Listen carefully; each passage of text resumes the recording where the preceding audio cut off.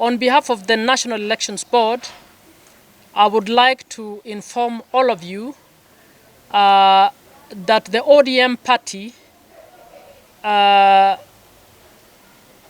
is in the process of carrying out its party nomination process.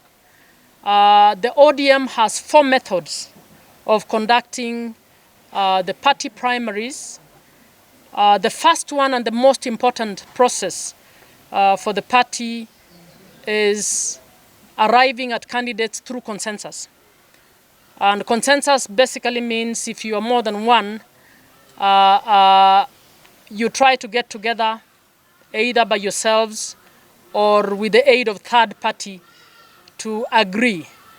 And we are encouraging this to reduce the levels of adversity amongst our aspirants, so that as a party we move forward knowing that an electoral position can only go to one person, and we encourage the members to speak to each other and not be so competitive or negatively competitive against each other. The second method is direct nomination. Direct nomination will be given in different circumstances. We have single candidates.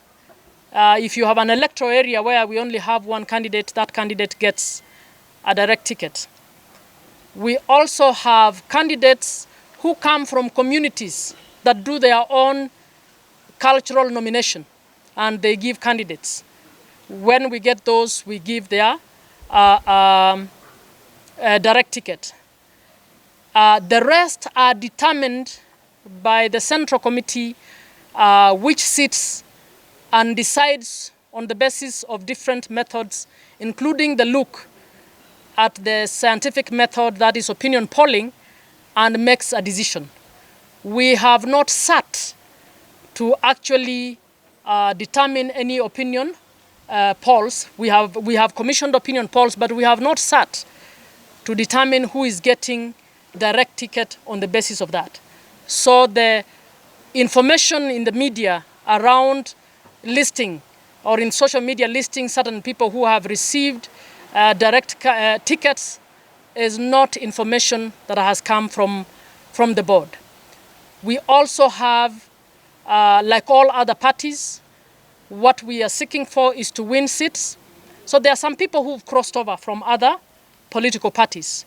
And when we've had some strong people who've crossed from other political parties, again, we will give them the tickets. The third method, which is delegates, voting through delegates, is a method we are not going to apply. We only applied it to the nomination of our presidential candidate. But for the 2022 elections, we are not going to use that method. The final method is universal suffrage by registered ODM members. For our party, we are going to use the register of ODM members who are registered.